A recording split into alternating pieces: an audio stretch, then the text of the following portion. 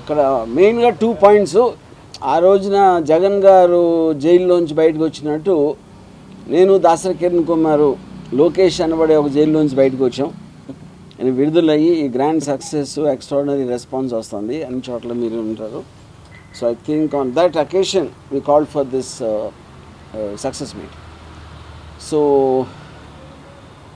Yeah, ఏదైనా prompt చేయండి, ఏదైనా అడిగితే దాని మీద.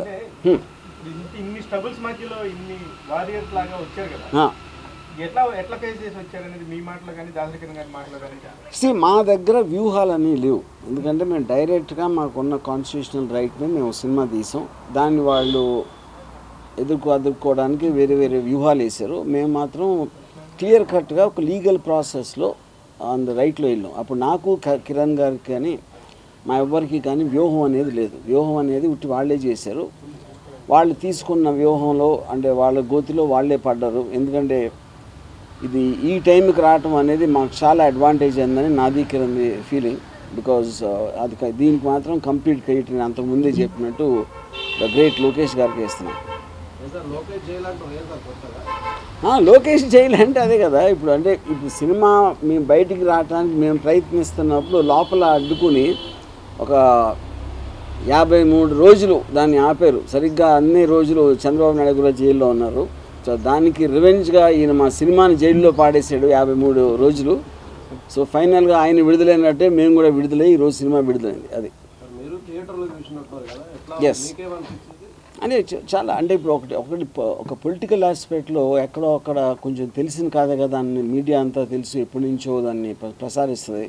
ఇందులో కొత్తగా ఏముంటుంది అని అనుకునే వాళ్ళకి ఇవాళ సినిమా చూసిన తర్వాత understood it is about behind the scenes, not about already మీకు ఓపెన్గా మీరు చూసింది ఏది నేను సినిమాలో టచ్ చేయలేదు. నాకు ఎక్కడో ఒక చిన్న డౌట్ ఉండేది, ఇది అర్థమవుతుందా ఇలాగ చేస్తే అది అని.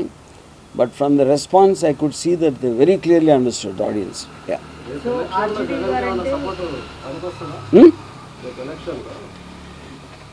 ఇప్పుడు ఎలక్షన్లో అనేది ఇప్పుడు ఈ సినిమాలో మీరు ఇప్పుడు వాళ్ళ పబ్లిక్ రివ్యూస్లో చూసినా ఏది చూసినా సరే చాలా క్లియర్ కట్గా they are getting affected with the film. చాలా మట్టుకు 90% ఆఫ్ ద పీపుల్ నిజాలు ఉన్నట్టు చూపించారు, నాకు తెలియని అన్నీ చెప్పారు. అంటే they took it for granted. అదే నా ఉద్దేశం కూడా. నేను ఎప్పుడు చెప్పేది నిజం అనేది నమ్మబుల్గా ఉండాలి. నమ్మబుల్గా ఎప్పుడు ఉంటుంది చూసినప్పుడు ఆ రేషనాలిటీ మీకు తెలిసిన దానికి కనెక్ట్ అయిందా లేదా అనేది చూస్తారు.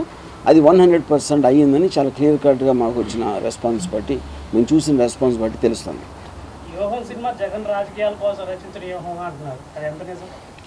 ఇప్పుడు నేను ఇప్పుడే చెప్పాను కదా, ఇప్పుడు ఇదేమీ నాకు కొత్తగా తెలియదు. నాకు కొత్తగా తెలిసింది మీరు చూపిస్తే మీరు నమ్మాలని లేదు.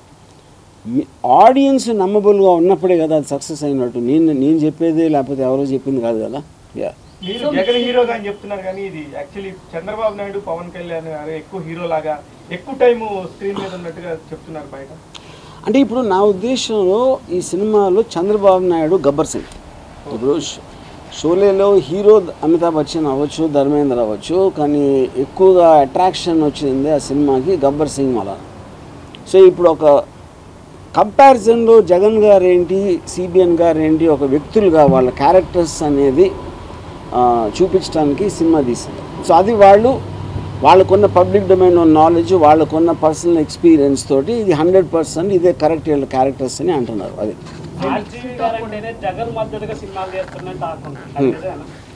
నేను చాలాసార్లు ఇది కూడా చెప్పాను. ఇప్పుడు నాకు జగన్ గారి మీద చాలా మంచి ఇంప్రెషన్ ఉంది. ఎందుకంటే నేను ఓదార్పు యాత్ర టైం నుంచి నేను ఆయన స్టడీ చేస్తూ వచ్చాను. ఫస్ట్లో జగన్ అభిమాని అని కాదు, యాజ్ నాకు ఫిల్మ్ మేకర్గా నాకు ఒక పర్టికులర్ పర్సన్ మీద ఇంట్రెస్ట్ వస్తుంది. ఇప్పుడు బాల్ ఠాకరే మీద సర్కార్ తీశాను అంటే బాల్ ఠాకరే అభిమాని అని కాదు కదా, ఆ మనిషి కథ చెప్పదగ్గ సబ్జెక్టు, ఒక డిజర్వింగ్ సబ్జెక్ట్ సినిమా తీయడానికి అనే ఇంప్రెషన్ కలిగి తీయటం జరిగింది. దీంట్లో చాలా మంది అడుగుతున్నారు, వన్ సైడ్ లాగా ఉంది. సెకండ్ హాఫ్ లో చూస్తే పవన్ కళ్యాణ్ గారు ఏదో ఒక కామెడీ పీస్ లా చూపించారు, వన్ సైడ్ లా ఉంది. అంటే అజీవ్ గారు ఎప్పుడు చూపించినా సరే 2 sides క్లారిటీ నిజం అనేది చెప్తారు అని చెప్పేసి ఇప్పుడు 1 side 2 side అని క్వశ్చన్ కాదు. వాళ్ళు నిజ జీవితంలో ఇప్పుడు చంద్రబాబు నాయుడు గారు కంటిన్యూస్గా వ్యూహాలు పని ఎన్టీ రామారావు గారిని బ్యాక్ స్టాప్ చేసింది అందరికీ తెలుసు. అందులో 1 side 2 side ఏముంది?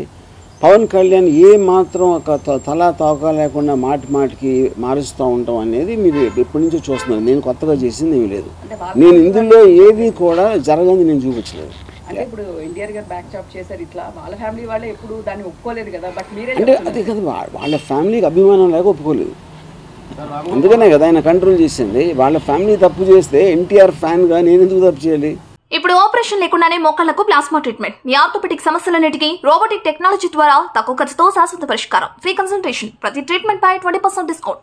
ఈ ఆఫర్ కొద్ది రోజులు మాత్రమే. త్వరపడండి. V9 hospitals 9281465842.